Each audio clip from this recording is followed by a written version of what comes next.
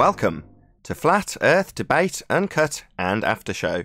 I'm your host, Nathan Oakley, and if you are new to this channel, or you've not done so already, then be sure to subscribe, hit the bell notification icon and join button if you'd like to become a Nathan Oakley 1980 channel member and keep up to date with the Flat Earth Debate.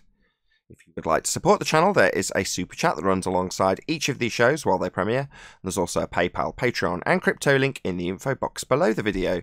Speaking of Patreon, I'm going to do a quick shout out to all of you who do support me on Patreon. So a massive shout out, thanks and appreciation to Bosnail, Justin Duso, Joseph Pizarro, Samson, Maris, Harry Blade, Mobile Max 777, Neo the One, Lost Cat FE, Rob W, Open Minded, Reese Pound, Del West Watson, Mike, Muted, Dick Earth Skeptic, Chris Hillman, An A-Literalist, Maria Nealons, Unbelievable Productions, Blue Ridge Ranger, Rob H, Nathan Thompson, The Real Gabster, Windrider, Liam Nedrick, Owen Jennisons, Abraham Mohammed, Dave Rakia Gafford, Naibai, Adrian Quintana, Skeptic 936, Life is Short, Fireball X, Felix Hung, Texas Mike, Edwin Johnson, Kirsten Smith, Alexander Main, David Wayne Foster, and Dank. So another massive thank you to all of you for supporting me on Patreon.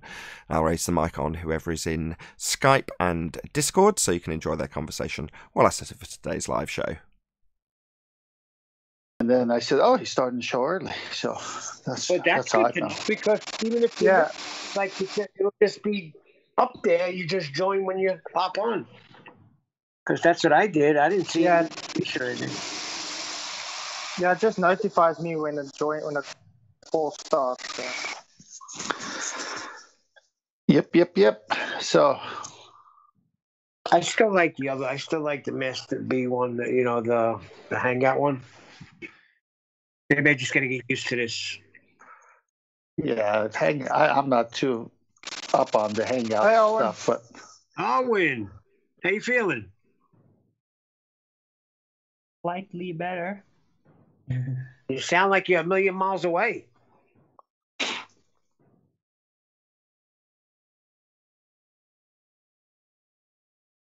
What's this Skype call thing? well, what happened, Arvin, is he doesn't have Hangouts anymore, so it's going to be until Hangouts either gets back to what it was or it may never get back to what it was. They completely closed it. Really? Yeah. Okay. Have you guys tried the other Hangout format, the one that Jose's probably been using for the longest? You'll have to ask Nathan. He went to get coffee to come back. He tried, I think, whatever he knew, and so now he's just going this way, Skype. Because there is another type of interface. Like even Dell uses that. Well, let him know because this is not my expertise here. Anyway, at least I don't have a shaky voice today, but Well, you got fever? No, is this being recorded, by the way? I don't know. But assume so. I got the word last night that I can't work no more unless I get tested for corona. I have to bring a negative test in. Otherwise, I can't work. So I said, well, I guess I ain't working then because I'm not going to get tested. They're not sticking that thing up my nose. Get out of here. Send him a picture of you drinking. Send him a picture of you drinking Corona beer. Think ridiculous. He's like, everybody's got it. He's sending me a text of the guy I work for of his negative test that he had to do. Everybody's got to do it. I got a lot of work. I said, that's nice. I'm happy for you. I'm not getting tested. And until everybody stands together and says, no, you're going to push it around every way you want. Yeah, it's unlawful what they're doing. It's unconstitutional. End of story. Okay. Well, can we finish about Arvin for a minute? Yes, Arvin, assume the show's being recorded. Okay. No, it's not recording. What? Not recording right now. How do you know? Prophecy. You're just making trouble, man. He's causing trouble, Arvin. Don't worry about him. Anyway, I just because I heard Arvin was sick. Okay, let Arvin talk for a minute. I can't hear. Are you talking, Owen? You're very close to me. Yes, I am. How do I be loud in order to be Because you heard? sound like you're whispering to me. I can't hear you. He's sick. No, that's not it. All right. Oh, my volume is down. I'm sorry.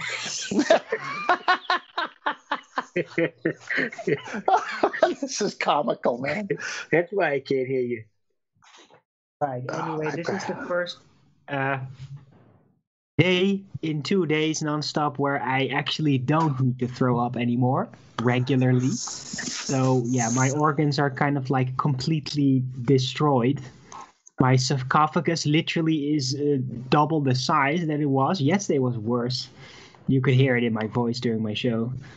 But just like, yeah, my entire innards have been like squeezed to all hell.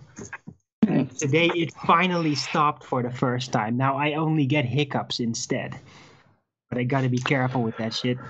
Sleeping a lot. Not really being able to eat anything. You're drinking though, right? Would you have a stomach virus or something? Well, it almost seems like a stomach flu, yes. I've never had something like this long. Usually it lasts 24 hours. Now it lasted over 48 hours. It's crazy.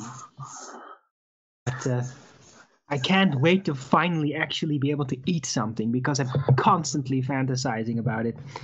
Well, yeah, take it easy on that. Stay on liquids, then go to like toast and stuff. Very Yeah, simple I stuff. know how it works. Yeah, a little tangerine here that I'm kind of like nibbling and. Well, be careful of acids. Acidic Yeah, stuff. but still, you need some acids. You know, when you get some acids, then that actually counter some of the acid in there, because that's still. My wife makes an excellent chicken soup when we're sick. Oh, That's I wish the I could best. taste them all. Well, I got some Chicken. chicken soup, not fresh or anything, but I can't do it yet. Really, it only comes down to water and like tea is and not even that friendly. Yeah, I've been there least before I'm- many times. At least I just feel like sort of a human again. Good for you. So Nathan, are you And back? I- Because Arwin wants to talk to you about a different hangout technology. Hello. I guess you're not back yet. There. What's this raise hand button I see? I don't. That's you. Yeah. You're, I want to say something. yeah, that's pretty cool. I see that hand.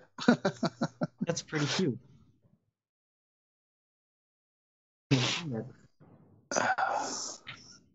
Anyway,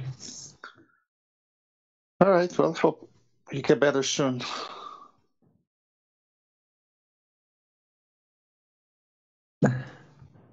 Oh, hello, Arwin. hello. How's it going? Are you feeling any better? Yeah, a little. I don't feel like I'm gonna die any moment anymore. So, but yeah, it's a pretty rough 48 hours. Yeah, so you said you did a show and a few people mentioned it, but you were rough, right? I did one yesterday because I just assumed like, oh, I feel a little better, I'm gonna do this, and then like as soon as I ended, I immediately started throwing up from the overtension and shit. So it was like, no, I can't really do this. I have to take a long break, but I am kind of willing to say hello. I do miss the guys. I miss you guys. So I'm just not gonna be super smart or something. My entire mind cycle has literally ceased. I stopped thinking because it actually aggravated the nausea. So I'm very. That must have been torture for you. It is, but I also learned to manipulate it and actually force myself to think about things that have no tension whatsoever, like just the image of a tree. Something like that, and it worked. So I did get to sleep in between. Thank God.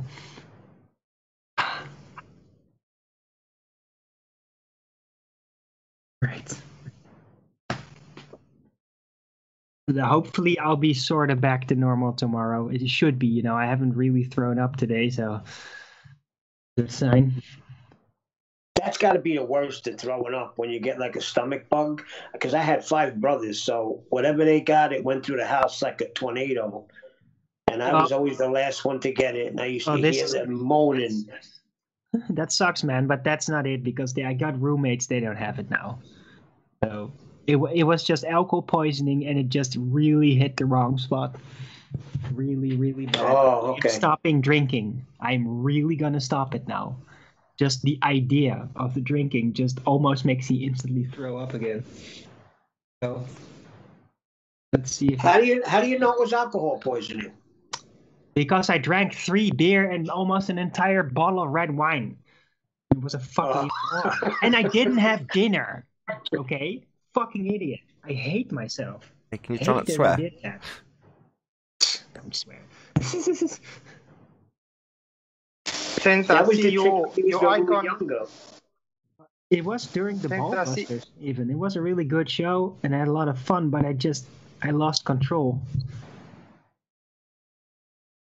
Hey, that was the trick we used when we were younger to get drunk faster. We didn't make sure you drink on an empty stomach. Well, normally I do the same thing, but in this case, I completely forgot. And then the next morning, I noticed there was a completely uneaten pizza sitting on my desk, all dried up. So, Nathan, can you hear me now? Planning to eat, but I just didn't. I passed out, I think. Yes, I can. But we got you. I can mute you now if I hear a load of background noise rather than interrupting the flow of conversation. So, yeah.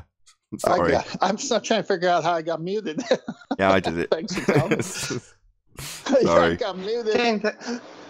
Then I've seen even your icon on Skype is shown blank, just like on Hangouts. I don't know. Yeah, it's like you're a ghost. It's causing some sort of issue. That's why I did it. Nathan Oakley muted 10th Man Rising. Well, I've got to figure out what's causing the issue, right? So I'm new to using it in this way, and so far I've got audio reasonably well under control, other than lots of background noise from people, because it's a lot more sensitive. So if you've got your mic open on Skype, it really messes things up badly. Gotcha. I was going to say, while you were getting your coffee, Arwen was trying to figure out what's going on with the show, and I told him about Hangouts, and he's had a suggestion of another type of Hangouts. So that's all I wanted to let you know. What Hangouts? Arwen.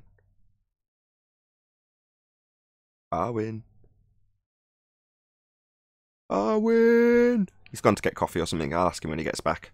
Maybe it's I don't know. There's loads of them. There's Zoom and all sorts of other ones. But I can hear him talking. You can hear him talking? Very faintly. Very softly. Arwen, do a mic check. Check. Yeah, I hear him. I can hear myself. I hear him. Only because everyone else was talking when he was talking, though. I couldn't hear him. Well, get on, Arwen. Tell him about the Hangouts. There's another system for Hangouts other than what you've been using for some time. And that was an alternative that's been there for a while. Jose uses it. Dell seems to be using that. Yeah, maybe you could try that. I did try it. I know which one you mean. It's the alternative they actually provided, right? It was like a pro version that they just made available to everyone, right? Right. Okay. Yeah, I did try it. I didn't like it. I don't know why. I can't remember. I'll have to try it again. Given no alternative, I might like it. Oh, maybe it's because you can't mute anyone there. Although you can kick him, I think. Can't mute anyone in the new one? Yeah. Well, then immediately Skype is superior. Right. Well, you couldn't mute anyone in the old one either, so... But that's my point. If you're just used to using the old one, and the new one's got no benefit, like, I don't know if it even had the ability to level people up or not, which you don't have in Skype either. But that if it did have that, then it might be an advantage, you know. It'd just be back to the telling you guys to shut up while someone's talking rather than just reaching across with my mouth, which is a lot easier. I've got to be honest, I do like it.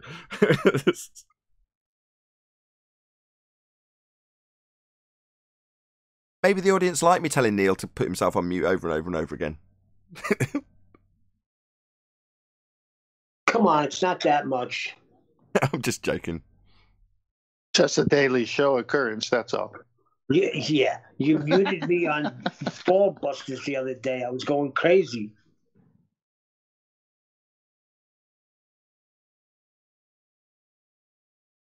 If I share my screen in Skype, I've already figured out a way of getting the like rolling slideshow to run nicely. I say nicely, it just looks the same as it ever did.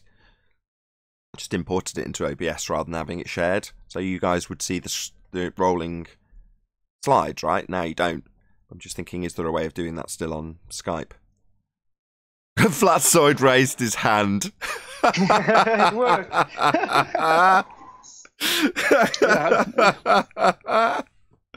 Oh, very funny, very funny. Can be a new working system. So now we got to ask permission by raising our hand. I don't even know how to do it. No, you don't have to. No, you don't. But it was funny when Flatsoid did it.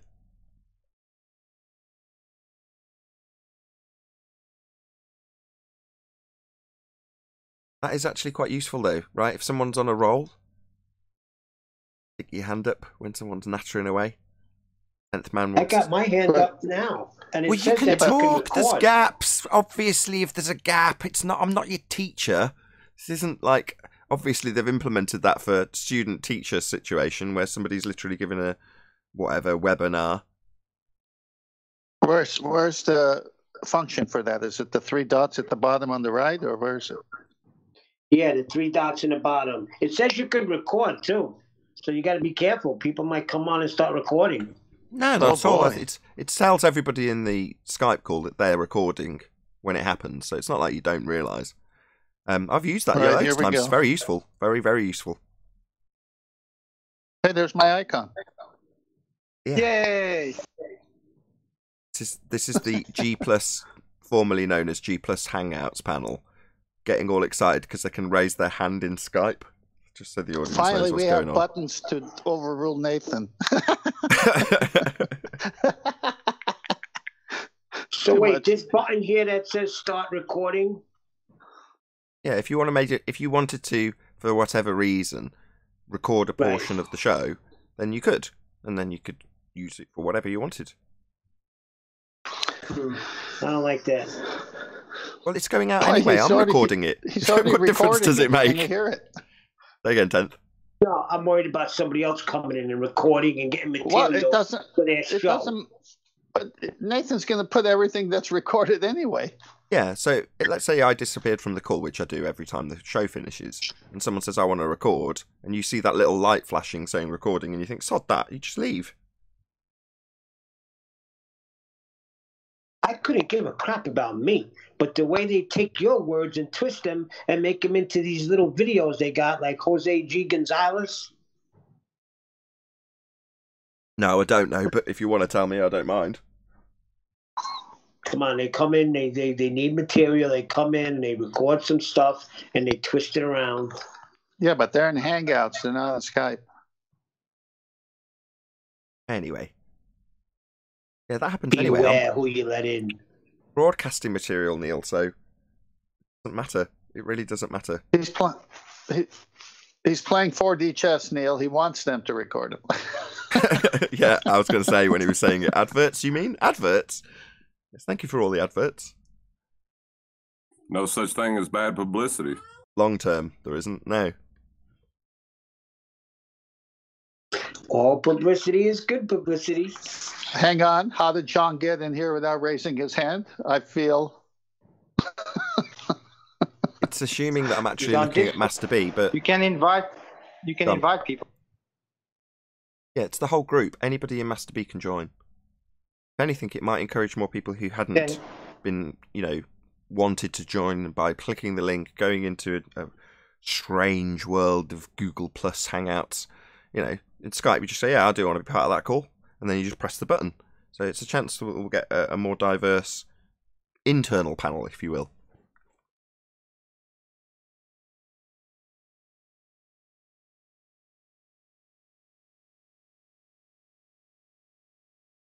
Who owns Skype? What company owns Skype? Microsoft. Okay, that's what I thought. Unless they sold it. They may have sold it. Okay, so I heard a news blurb yesterday that Microsoft has something coming out that's already out that's better than Skype. And then I was saying, well, I thought they owned them. So if they sold it, maybe they're now have something different. Maybe. Anywho, what did we leave the show off yesterday on? I think Brian came on and talked about tangent planes or something. Yeah, that was the end of right at the end of the show. It was great. Need to Yeah, trim that that's out. good. I knew there was something. I knew there was something I needed to trim out. That was it, because it was very concise. It was about 6 or 7 minutes long, going from start to finish, based on the assumption Earth is a sphere by way of global positioning system, and the geodetic surveyor's presupposition of a tangent plane. That would be the assumption that they're taking a zenith to the centre of a presupposed spherical Earth, then measuring everything flat with Cartesian coordinates. So he went through all of that to get to the conclusion that ultimately using global, shocker, positioning system is a begging the question fallacy, but breaking down how it's a begging the question fallacy. So it was good. It's worth trimming out. I will trim that out. Did you see yesterday Neil deGrasse Tyson said again that the Earth rotates underneath the ball? Indeed, and you and someone else, Anders Ace and Bob Nodell, all got in touch with me and said, check this out, and showed it me. And I'm like, I just rolled my eyes, because he's not saying anything different. The only thing that I have heard him say it before, but it was a little bit more overt, was about hurricanes. That little who's off mute. Very, very, very, very sensitive Skype is if you're not on mute. So I've completely lost my place because of a massive amount of background noise. This might be a problem with Skype. You know, it's the discipline of the panel that's going to be the downfall of this format, I feel. Anyway. What's it mean? You were saying Neil deGrasse Tyson has said it before. Right, he double-speaked his way around, not actual deflection. That's Earth turning underneath you, watching a ball seem to curve through the stands because Earth's turning underneath. And then he went on to say about it being a force that's contributing to hurricanes. Well, no, it isn't. You know, not actual deflection's not going to change any course of any hurricane. However, if you're going to claim that Earth turning underneath has some effect on hurricanes, then that would shorten flight times. So again, you can take the poison exactly the same after his declarations that basically Earth is turning underneath a football, which is something they're currently denying, mainly because of an infection that's rife at the moment called the Coriolis virus. So the Coriolis virus victims come here and tell us, no, Neil deGrasse Tyson's wrong. Earth doesn't turn underneath the football. No, we won't see apparent deviation because we're turning underneath as Earth spins at 15 degrees an hour. They deny their own claim. Well, we've labelled that denial the Coriolis virus. In other words, nothing's changed. Sounds like he could say whatever he wants, Neil deGrasse Tyson, and everybody will believe him. It's just utilising the standard rhetoric of heliocentrism to be perfectly ruthless. It's more confusing to an audience when they come here and the trench-level defenders of the globe deny, and sometimes even literally say he's wrong when it comes to their actual claim. The reason they do that is because their actual claim doesn't manifest in reality. It's described by Neil deGrasse Tyson on TV. He attributes this effect to a football going through a goal, but in reality it would shorten flights when travelling west, because Earth would be turning underneath them. It doesn't help either that Neil deGrasse Tyson's using the the reference frames like I was talking about with the curveball. Like you're taking actual deflection and turning it apparent and claim it's Coriolis. Yeah, when he's describing it, it's useful to confuse people because they can picture in their mind the ball actually taking a curved path. Now, he's never going to overtly state that the curved path in this instance is a not actual path caused from you turning underneath. He's not going to state it in the terms that actual Coriolis is defined by. He's going to confuse people. That's his job. Yep. Well, he's already on record saying the Earth turned under a football. So when he says the not actual deflection, like you said, the not actual deflection won't change the direction of a hurricane. Well, then if he's going to go there, then you said, well, then that would make airplane flights shorter. But he's already gone there because he said it turns already under the football. Exactly. Nothing's changed. His rhetoric is the same. Neil deGrasse Tyson, if nothing else, is consistent. In in his consistency, he declares that Earth turns underneath as a non-inertial reference frame to cause apparent deflection known as Coriolis effect. That is the globe rhetoric. Now, based on that very simple declaration, Earth has Coriolis effect, because we're turning underneath stuff at 15 degrees an hour. That is their claim. You can debunk it by saying, if Earth turns underneath a helicopter, it would go up, hover, and land in a different country an hour later. Your plane would have a shortened flight time if Earth was turning beneath it. Now, obviously, that's really apparent to anybody who's looking at anything to do with air travel. You don't have massively shortened flight times when travelling west, because Earth's turning underneath them. It's preposterous. But that is what he is claiming. Now, because he's claiming that, the people who defend the globe here have got to deny that which he is claiming, and they don't seem to have any issue doing it. We've just labelled the denial Coriolis virus, a denial of the very claim Earth has a 15 degrees an hour deviation as Earth turns underneath things not attached, manifesting in pendulums, gyroscopes, snipers, bullets, footballs, or anything else that leaves a claim to be non-inertial spinning Earth. Things would deflect at 15 degrees an hour according to Neil deGrasse Tyson and the definition of Coriolis, and that would shorten flight times because the effect would be induced by Earth turning underneath stuff, something which nobody ever observes ever.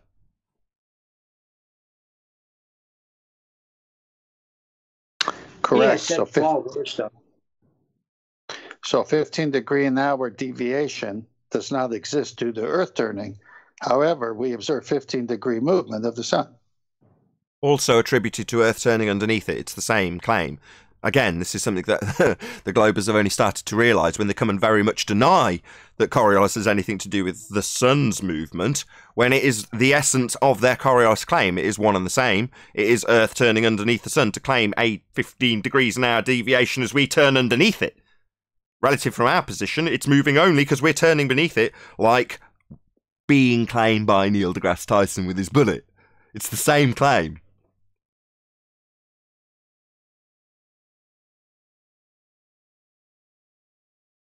There was something that Brian said earlier or yesterday that I wanted to add to with the GPS systems. They use a mathematical formula within relativity that takes flat Cartesian coordinates and wraps it around a ball. So you'll even hear them say that if it wasn't for relativity, GPS wouldn't work because they're measuring a flat plane. Yeah, they're using their Cartesian coordinates. They're doing it flat. There's no other way around it other than the assumption of the tangent planes at the beginning before any measurements are taken. But it doesn't work because it is flat. Right, but they say that's a proof of relativity when you ask them, is that it turns a flat plane into a ball. Yeah, they're conceptual. yeah, they take it into a mathematical conception called relativity. Yeah, you're always on the top of the ball, gravity's in effect, all that crap. Yeah, but a failure of their modelling and then actually measuring as flat isn't a proof of relativity. It just shows it's flat.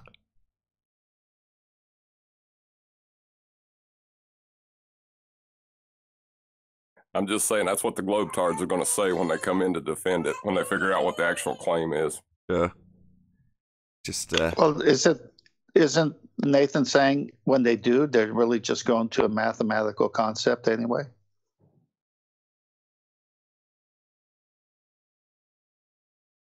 Yeah, they are. Yeah. Yes. So it's not reality. So if they want to say, yeah, but according to relativity in our concept world that we made up, yeah, go ahead, say anything you want. This is Narnia. I've put up, Darren, I don't know if you can hear us or not, hopefully you're off mute, your meme. So very cleverly, artistically interpreted the Coriolis virus as a globe, as in a physical mount with a stand that wraps around in a semicircle, and then the Coriolis, CGI representation of what a virus looks like, with the word Coriolis written across the middle. And it says, subscribe to Nathan Oakley 1980 to ease your pain. Stop the Coriolis virus. Epic. Thank you very much, Darren. Clearly can't hear. Never mind. Wasn't there a reference of Einstein saying that his E equals mc squared and everything about general relativity was an imagination of his mind? It's all conceptual, yes. Didn't we just cover this a second ago? Yeah, I'm just covering My it again apologies, for the sorry, I context. was on microphone mute. You're the artistic genius behind the Stop the Coriolis Virus campaign. Just a photo appeared in my head, and I thought, yeah, that'll work. It does work. Very well done. Thank you very much.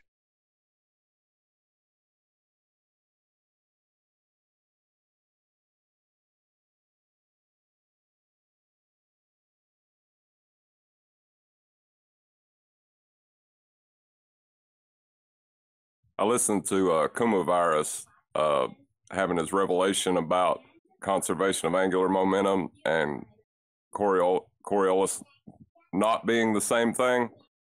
And then like 5 seconds later, he said they were the same thing again. Yes, indeed. Share your pain. That's nothing new with him. Or any of them.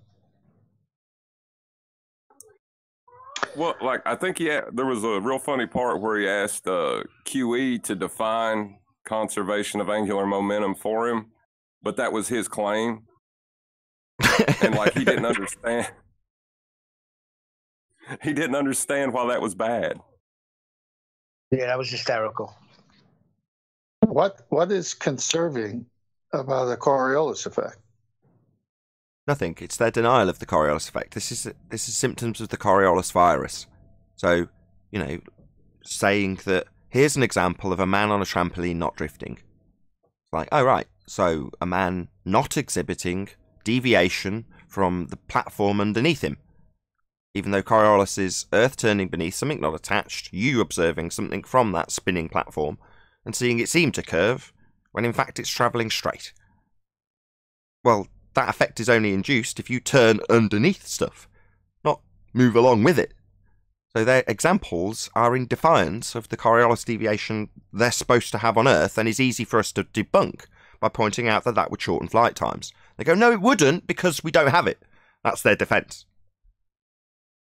Whatever gave you the idea we'd have 15 degrees an hour of deviation? Earth and atmosphere travel together, no drift, no deviation. Why would you think we would? You and your reference frames are ruined.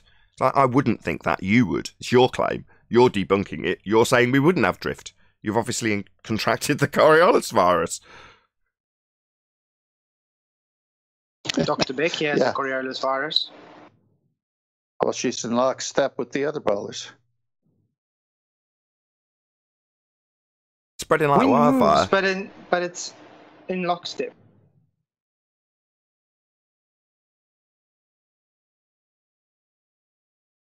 So no drift then, no 15 degrees an hour deviation, Earth not turning underneath, no proof we spin then.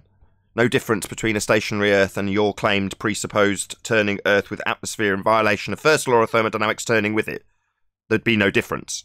However, your globe claim is that there would be a difference, a drift at 15 degrees an hour as Earth turns underneath stuff not attached. That's your globe claim. It just doesn't happen. If it did, flight times would be reduced when travelling west. Your drone would whiz away at 1,000 miles an hour as you turned underneath it at the equator.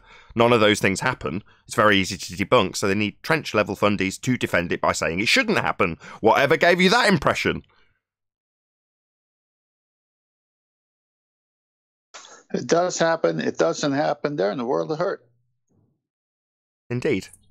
And up until now, not recognising that they're victims of the Coriolis virus led us to spend quite a significant period of time pointing out what they actually should be claiming, rather than saying, oh, no drift then. No 15 degrees an hour, no proof we spin then. Just your assumption, in violation of the first law of thermodynamics, that Earth and atmosphere travel together. Unbonded gas and presupposed spinning Earth travelling together to not give drift, to not prove we spin, to not show any perceivable difference between that and a stationary Earth. Well, that's not proving you spin. That's merely your assumption, in violation of a natural law. But your globe claims we do have drift, and that would shorten flight times. I don't think they understand how bad the Coriolis virus is, because when they really get it, they're talking like a flat earther. Yeah, they're on our side, telling us how we don't have drift. And quite frequently, am I welcoming people to flat Earth as a result of them saying no? Why would we have 15 degrees an hour drift? What makes you think Earth's a second reference frame? I don't. I'm not I'm a flat earther. I don't need reference frames for any claim I make at all. But you do. Well, Tell us all about how they're debunked. Well, And the there's latest no argument cure. against me. The latest argument against me is antecedent is just assumptions. Antecedents are a required parameter for something to occur, not an assumption. Exactly. Yep, according to Globus, it's assumptions. I see. So because there's an antecedent consequent relationship in the form of gas pressure requiring containment, they say it's merely our assumption. All right, well, you can easily demonstrate that by just showing us gas pressure without a container, and that'll blow our assumption right out of the water. Well, they would say say- that because there's no visible dome, or there's no visible container. So that's why they say that. I got into it with somebody the other day. It's ridiculous. They don't understand what antecedent means. You're absolutely right, Nathan. Well, their side is into necessary assumptions. That's why. Just get them into talking about how you prove that gas has weight, and then start pointing out containers to them. They'll have a conniption.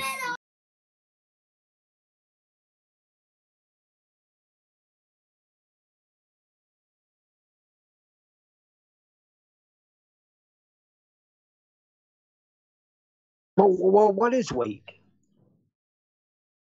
Don't worry, Paul. Even the holy atmospheric gas law still requires containment.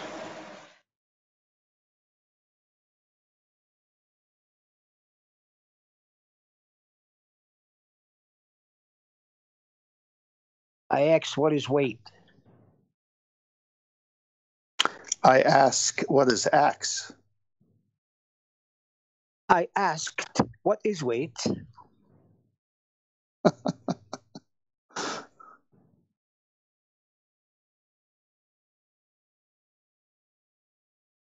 No, you gotta say, Well, it's not a force. I'm asking you. I'm asking you. It doesn't work, Neil. Unless somebody's making a claim in that regard, nobody's going to answer you. Who's making a claim about weight currently? Ask them. Direct it specifically. Base it on their claim. Well, John said if you bring up weight, they go into like a hissy fit. So what who's is brought weight? it up? That's my point.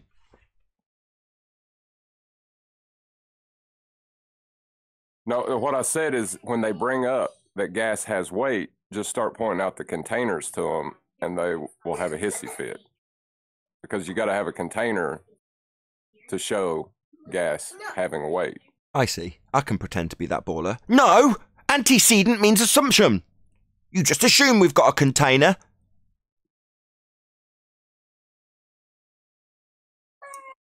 Yeah, that doesn't work.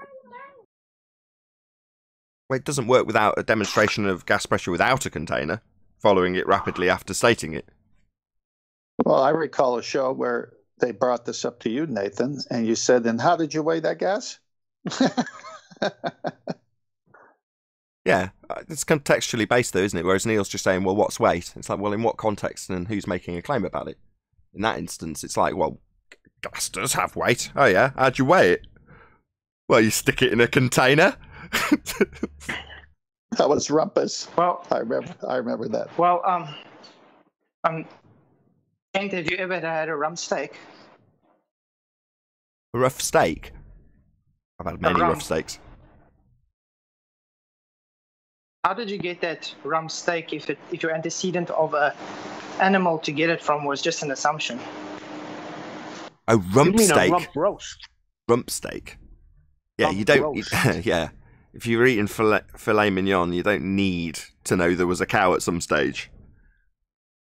You don't need to see it to prove it was real at one stage. And in the case of gas pressure, you're saying, well, the fact that we have gas pressure means, by definition, we must have containment. You can't not have gas pressure without it. And pointing at the sky and going, well, I believe that that's a vacuum, and the gas we're breathing isn't filling it, so that's kind of proof, isn't it? No, it's not. Showing gas pressure not needing containment would be proof that gas pressure doesn't require containment, and we've got gas pressure, therefore containment. That's an antecedent-consequent relationship. It's not that it's an assumption, it's a requirement. Unless you can show otherwise. Beyond a fundamentalist religious belief whereby you point at the sky and go, well, I think that's a vacuum with gas not filling it, in violation of that natural law.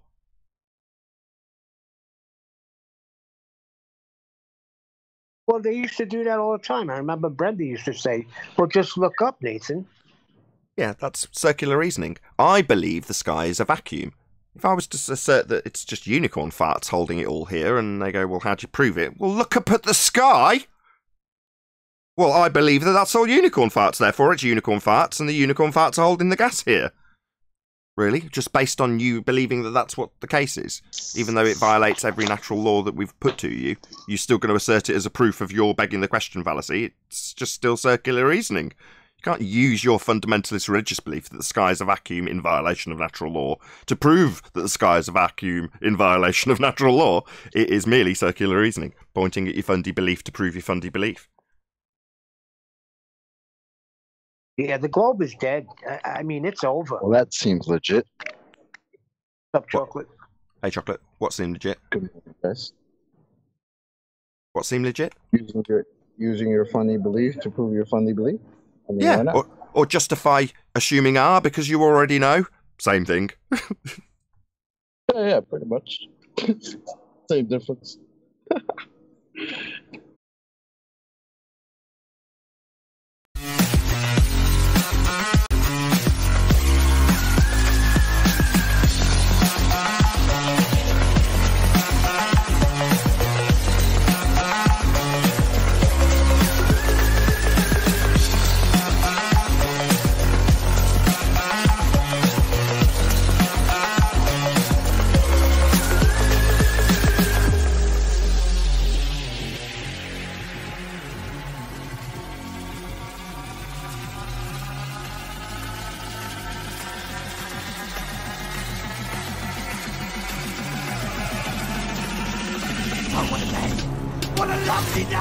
Welcome to Flat Earth Debate Live. I'm your host, Nathan Oakley, and if you are new to this channel, or you've not done so already, then be sure to subscribe, hit the bell notification icon and join button if you'd like to become a Nathan Oakley 1980 channel member and keep up to date with the Flat Earth debate.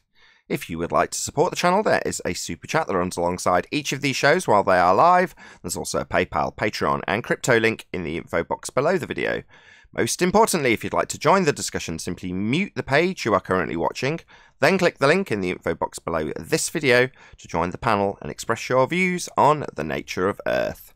If you do join, please don't swear. If you do, you'll be ejected, and if you are, please don't try to rejoin the stream using sock accounts. You'll be warmly welcome back on the next stream. Please also share the show on social media. Sharing the show obviously increases the live audience, but this in turn increases the chances of a more diverse panel, so please share the show on Facebook and Twitter. One last time, if you're new to the channel, or you've not done so already, then be sure to subscribe, hit the bell notification icon and join button to keep up to date with the Flat Earth debate. Now, we are joined by a whole bunch of people in Skype who I cannot list off because I can't see all of them at once, and we're also joined by a whole bunch of people in Discord. So first and foremost, welcome one and all. Good morning, everybody. Привет. Good morning. Good morning. Good morning. Good morning. Good morning. So it's a bit of a scrambled mess at the moment while I figure out how to make the show look pretty while we're going live, but for the time being it looks almost like it usually does, so hopefully that'll be enough for the audience members who are in the live stream chat. Any evidence of a physical geometric sphere edge horizon, formerly known as Earth curvature? Not from Atascadero.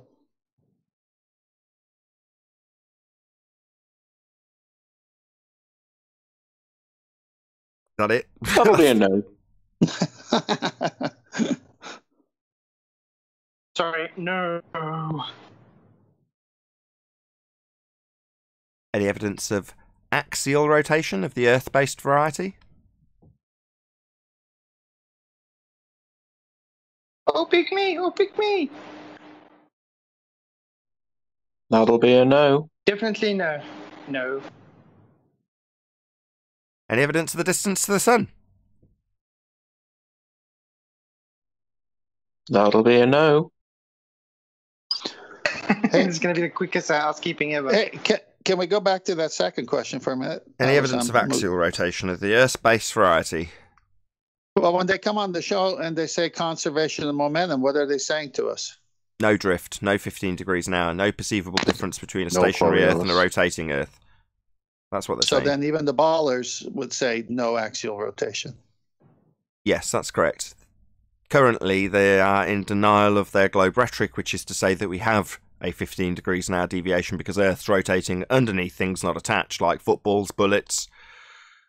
That would also involve it turning underneath aeroplanes, drones, or anything else that's not attached at 15 degrees an hour, and that would shorten flight times. Now, because of that very simple debunking of their claim we have drift at 15 degrees an hour as Earth turns underneath, they assert with this infectious virus they all seem to have currently contracted, named aptly the Coriolis virus, that they do not have 15 degrees an hour drift. Why would we expect to see it? We wouldn't. We're flat earthers. They claim it on the globe side. But this unfortunate situation has found them suffering with the Coriolis virus. So thanks to Darren, it's flat, simple, from the Discord server, who made this little meme for us. Let's stick that up on screen. Stop the Coriolis virus. Subscribe to Nathan Oakley 1980 to ease your pain. Don't you think it's funny that Neil deGrasse Tyson last night said again that you would expect to see rotation underneath the ball? Yeah, that's their claim.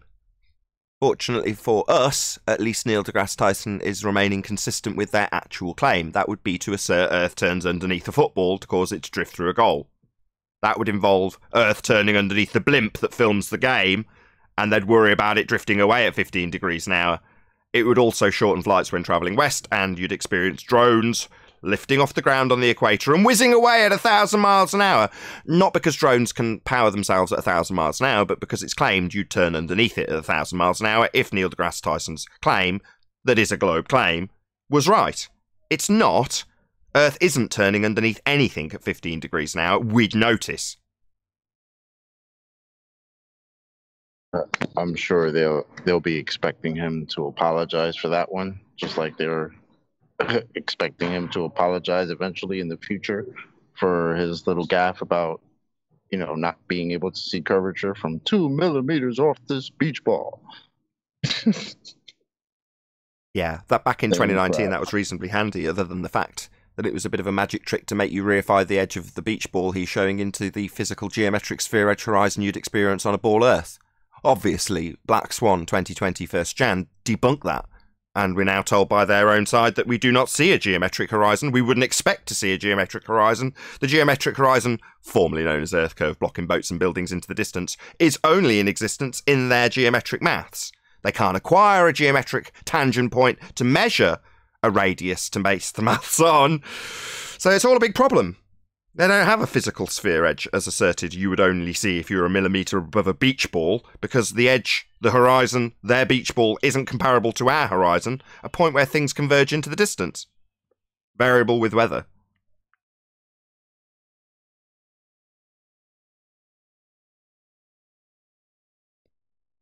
They just need to subscribe to you to heal their pain.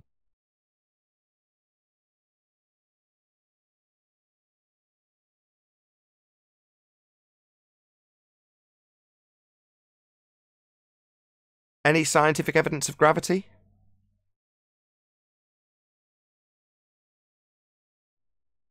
No, but you get me down with that question. Get you down. Down go boom boom, like bouncy balls poured into a fish tank. Yes, exactly that. Has that ever been addressed? Other than him doubling down, this is Thunderfoot Clown, on this assertion. Has he ever actually